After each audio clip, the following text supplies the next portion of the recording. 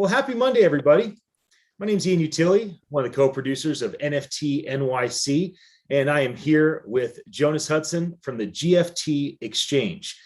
Jonas, thanks for joining me. Would you please introduce yourself to everyone? Hi, Jonas Hudson here. I come from a hybrid background of technology and entertainment. Used to work at Warner Brothers and New Line Cinema and got into mobile distribution. And over the years, I've found blockchain to be the most interesting thing on the planet and built a business around using brands to fund the distribution of NFTs and coupons and rebates on the blockchain. I love that. Can we talk a bit about community? Because oftentimes there's the business approach, there's the platform approach, but without a community, especially in a decentralized environment, it doesn't really matter. So tell me about community that is today, the community that maybe that you'd like to see develop over time. I'm so wonderfully confused with community right now because I'm seeing this incredible, I don't know, everyone's using insider or outsider for what is working in like the NFT space, right? So my community that we target is a little bit more different than maybe most of the NFT people we're talking to, because we're working with the average Joe consumer, someone who has never touched blockchain, have never touched cryptocurrency, wouldn't even know what the word Ethereum meant, right? And so what we're trying to do is we think that making it easier for those communities to interact with crypto and blockchain and whatnot is kind of the future, and we'll get to that in a minute. But with the current community in the NFT space, what I love is they've almost shunned in a weird way the major brands and really taken hold of these young artists and kind of given them the first time a pedestal to work off of. So I love it. I think community is massive from that side. But again, we're working with major brands, Fortune 50s and whatnot. And so it's a really interesting dichotomy. Now, the GFT Exchange is a mobile blockchain platform.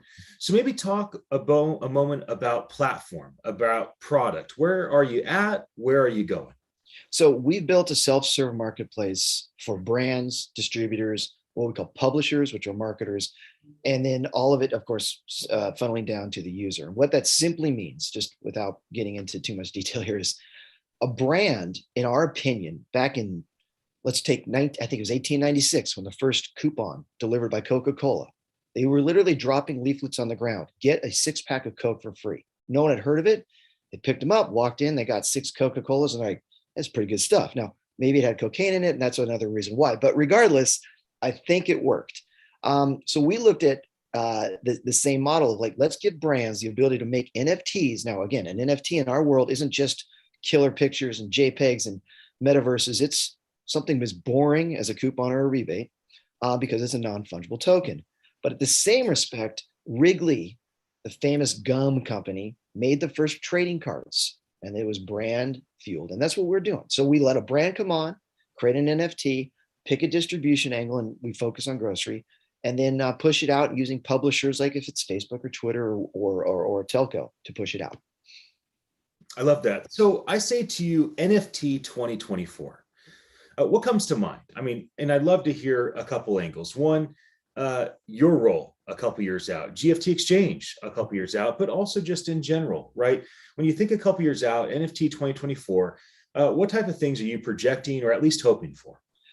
One word, simplicity. Nobody cares what layer 15 they're on or layer 0 they're on. No one cares. No one cares if it's Ethereum battling ADA, battling Cardano, battling whatever. It's got to be easy. The masses need to be able to use fiat or some type of a way to onboard. And so, us as a company, whatever, we've got our little through point. I think the whole universe really needs to go after, how do we get away from onboarding maybe a whopping 500,000 users right now that are currently trading to, 500 million by 2024. And the only way it's going to be is through simplicity.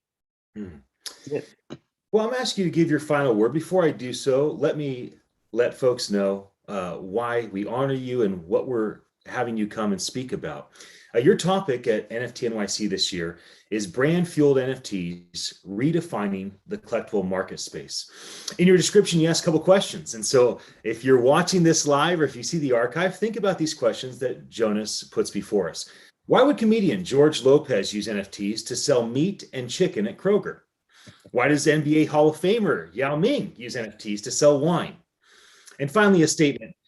You can learn how the smart contract has changed the way brands, retailers, and publishers interact with NFTs. So, my friend, final word, anything you want to leave us with? I'm looking forward to it. I think that the future of the NFT space, blockchain in general, is going to obviously change everything. And quite frankly, I think the entire internet will be run in a blockchain manner. And it was invented for this: microtransactions, micro purchasing, anonymity, indelibility, blah, blah, blah, all the good stuff. So anyway, thank you guys. I'm looking forward to NFT NYC and the future. That's right.